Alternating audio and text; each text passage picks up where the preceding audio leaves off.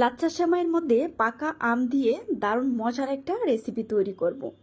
আর এই রেসিপিটা তৈরি করে আপনি যখন খাবেন মনে হবে যেন আপনি পাকা আম খাচ্ছেন। তো রেসিপি তৈরি করার জন্য প্রথমে আমি কিছুটা পরিমাণ লাচ্ছা সেমাই নিয়ে নিয়েছি। তো লাচ্ছা সেমাইটাকে একটু ছড়িয়ে দিয়ে আমি এর মধ্যে একটা পাকা আম দিয়ে দিলাম। আর অবশ্যই কিন্তু আমটা যেন ভালো করে পাকা থাকে সেদিকে খেয়াল রাখতে হবে। আর আমটা যেন মিষ্টি হয়। তো আমি আম থেকে আটিটা ছাড়িয়ে নিয়েছি। এখন আমটাকে আমি ম্যাশ করে নেব।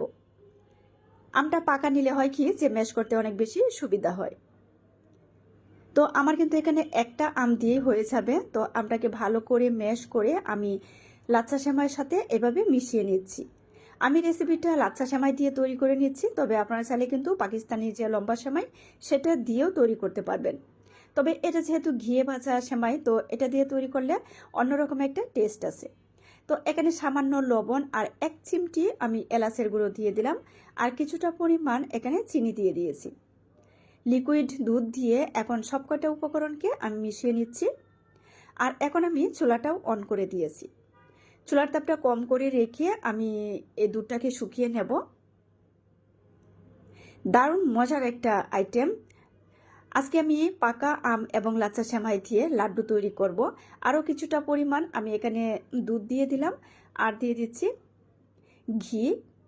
অবশ্যই এখানে ঘি অ্যাড করবেন, তাহলে খুব সুন্দর একটা ঘ্রাণ আসবে। আমি এখানে লিকুইড দুধ দিয়েছি, তবে আপনারা চাইলে কিন্তু গুঁড়া দুধ দিয়েও এই রেসিপিটা তৈরি করে নিতে পারবেন। আর এটা তৈরি করে যখন আপনি খাবেন মনে হবে যেন আপনি পাকা আম খাচ্ছেন। এত বেশি সফট হয় এটা খেতে, আর ঘ্রাণটাও কিন্তু ভীষণ মজার আসে।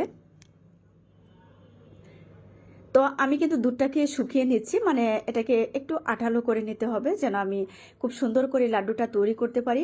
আরও কিছুটা পরিমাণ ঘি দিয়ে দিলাম, এতে করে কিন্তু ফ্রাই প্যানের মধ্যে এটা লেগে যাবে না। তো এভাবে কিন্তু অনবরত নেড়ে ছেড়ে এটাকে একটু শুকিয়ে নিতে হবে, দুধটা যেন শুকিয়ে যায়। তো এটা কিন্তু একদম রেডি হয়ে গেছে। আমি নামিয়ে কিছু সময়ের জন্য রেখে দিয়েছিলাম। এটা কিন্তু এখন ঠান্ডা হয়ে গিয়েছে।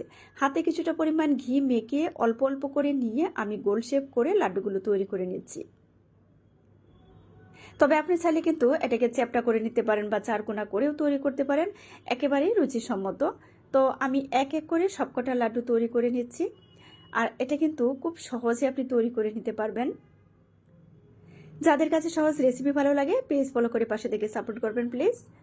তো সবকটা লাড্ডু আমি তৈরি করে নিয়ে আমি উপরে কিছুটা পরিমাণ আমি লাচ্ছা সেমাই দিয়ে দিচ্ছি দেখা সৌন্দর্যের জন্য। তো ভিউয়ার্স, রেসিপি কেমন লাগলো অবশ্যই কমেন্টের মাধ্যমে জানিয়ে দিবেন। আর ফ্রেন্ডস অ্যান্ড ফ্যামিলির সাথে শেয়ার করতে ভুলবেন না প্লিজ।